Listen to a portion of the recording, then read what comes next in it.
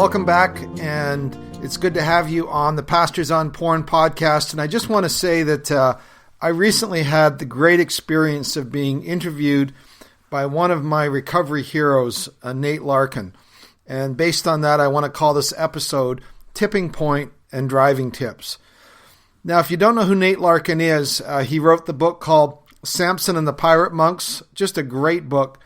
And his podcast is called The Pirate Monks. I listen to it almost every week.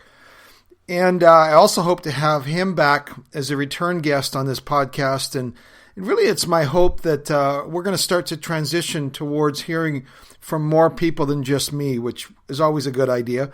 And I'd love to share and hear from the perspective of different people who are pastors or ex-pastors, and hear from some of their perspectives on how to navigate these addictive struggles while you're in the crucible of ministry. And so that is really where I'm hoping to go with this podcast and some of the future episodes. And Nate would be a great first guy to have on the podcast. You know, one thing I realized is Nate asked me about my story, which I've shared a number of times. And we got talking about how I was finally able to turn the corner on some of my lifelong struggles, especially around porn and porn behaviors. And let me just say, I recognize that I will always be susceptible to this. I will always be in need daily of God's grace, and I will always daily be in need of war buddies. So I just want to say that in case you hear any sort of bravado in what I'm saying. But I do really feel that I have turned a corner. And let me maybe use a different phrase, the idea of a tipping point. Do you remember that great book by Malcolm Gladwell called Tipping Point? And in that book, and if you even look the phrase up, tipping point, this is what you'll see. It's a tipping point is when a series of small steps become significant enough to cause a larger, more significant change. And I felt that's what happened with me. I did reach a sort of tipping point in my own recovery. I had been over a number of years trying to put steps in place in my life. Things like dealing with technology. You know, I'd working with Net Nanny or Covenant Eyes. Those were a couple filtering programs that I used. And then getting involved in a recovery group for men, which I was for many years. And getting counseling was super helpful. And then not just being in a recovery group, starting a recovery group for men, and which I've done for the last, 13, 14 years. And even in all of those small steps, I didn't necessarily feel like I had reached what I'd call a tipping point. If I was truly honest, and I was with my guys, I would say that my recovery was spotty or sporadic at best. Now, you might think, and yet you were still leading a group, like, shouldn't you just have quit leading a group? Well, I would if I could, but even the guys that I was leading saying, no, you can't quit leading us. I know you're still struggling, they would say, but we need this group and we need you to lead us.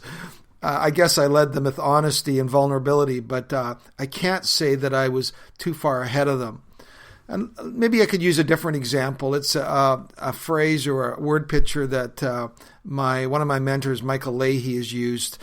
The whole idea of Sherpa guides and climbing Mount Everest.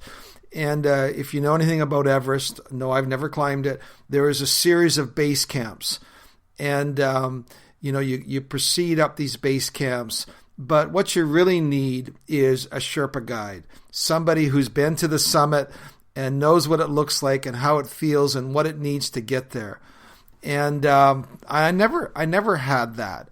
And so I would be working with these guys, but I might only be a base camp or two ahead of them.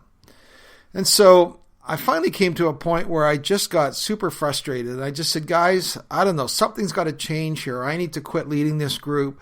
And, again, they were not happy with that threat of me quitting leading, but they just said, well, do whatever it takes, And so here's what I did.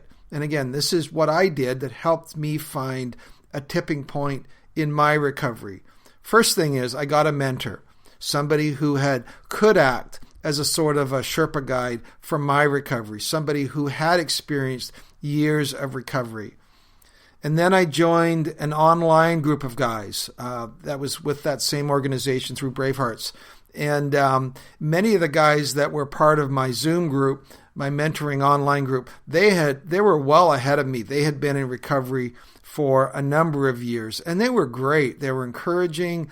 I mean, they weren't all ahead of me. Some of them had just started out. But hearing from them and listening to how they were proceeding and how they were leaning into their recovery, I mean, that was super helpful for me. And you know what had also happened at this time, to get into these groups, I started to pay a chunk of money. It cost me money to be in these groups. It cost me money to get mentoring. And as my emails come in, yes, it's true. It began to cost a significant amount of money. But here's the funny thing. I realized that I had skin in the game. I've spent, I don't know, anywhere between $3,000 and $5,000 on getting recovery, on getting help, on doing the sort of things that I needed to. And so all of a sudden, I began to experience something that was new. It was some sense of momentum. I went from just a few weeks or maybe a month of recovery, and I began to put a number of months together.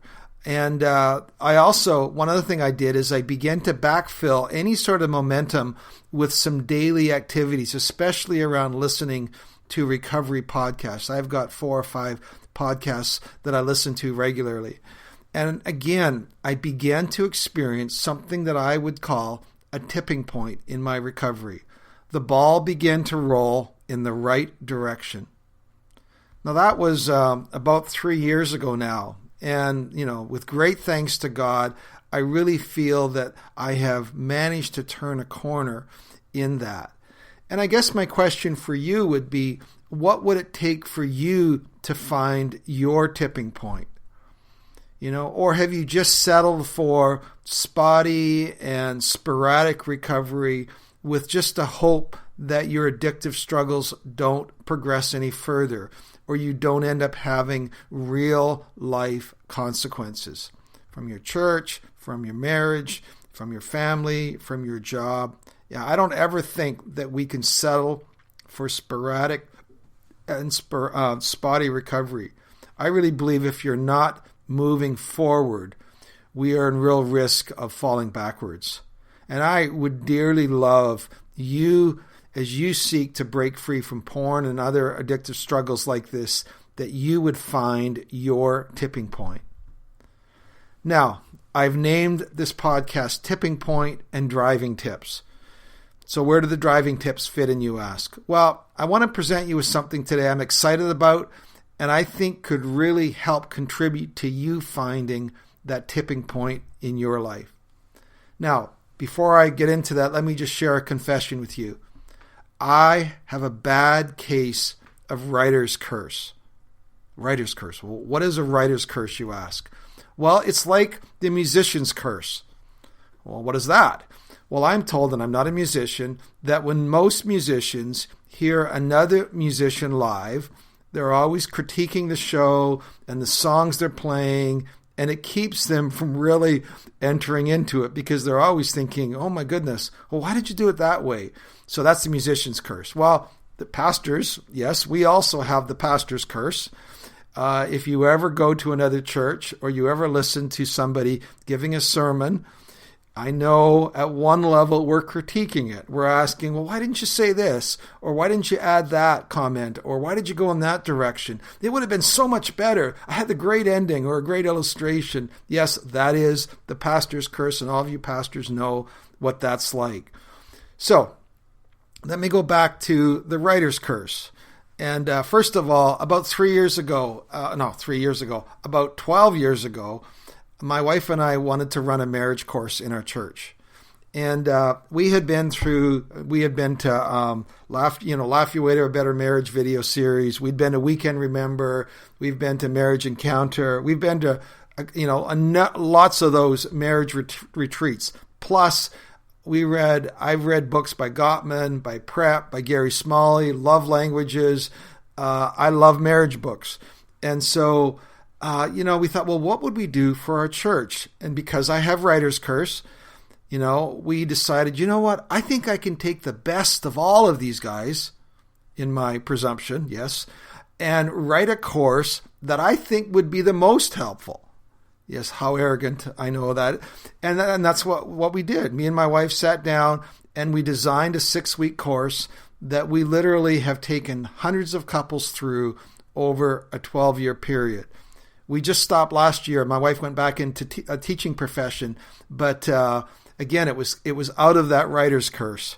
So now I come into recovery. You probably know where this is going. And the last 3 years of my recovery, I've experienced a similar writer's curse. I've been looking around at training material, and there is some great resources for people who want to recover from porn. And trust me, I think I've read every book that's really well known on struggles with porn, from Every Man's Battle to Unwanted to Surfing for God to Samson and the Pirate Monks, and on and on and on and on. I've read Doug Weiss's books. I've read book after book, author after author on this subject. I just love to learn. And I listen to podcasts. Like I say, I've got 5 or 6 podcasts. Every time a new podcast comes in on my walk, I listen to it at 1.5 speed. No offense for all of you who listen to it at 1 speed, but I speed it up. I listen to podcasts. But as I've been through it, again, fair warning here, writer's curse, I felt like, it feels like we're missing having a really simple recovery program for men who want to walk through this. A lot of especially the training material or the workbooks, they either felt too long or too heady or too religious or not religious enough, or practical but not dealing with the root causes. Again, writer's curse. So for the last 2 years, I have been writing a recovery program. And it's made up of 52 videos. That's why it's taken me 2 years. Each video is about 15 to 20 minutes long. It comes with a PDF worksheet, and it tackles issues around recovery from porn and porn behaviors, issues of understanding, issues around our relationships and the support structures we need, and then issues of healing. It's both practical and spiritual. I really sought to make it as holistic as possible. And again, it's just the way that helps me understand to take all this material and say, what would it look like for any man to say, you know what, I want to take a course over a year. I really want to wrestle with what it takes to get truly set free. Now, the material can be done individually, but I think it's best done with either a group of guys or with a mentor. I know I'm taking 12 guys through it every Saturday morning. And I also use the material with my online mentoring groups that I have. I run online groups that use this material kind of as the underlying curriculum that we walk through. So the course is called Finding Traction, and you can see it in action by either visiting the website, which is bandofbrothers.care, or going on YouTube and just typing in my name, Vern Tompke, Tompke. And again, I'm not here to diss anybody's program. I love what's been written. I'm going to have these guys on the podcast. I love Pure Desire stuff. I've recommended people to them. This is not about saying one thing's better than another. I'm just trying to say what makes best sense for me. Any of you who write sermons or create material, you will get it.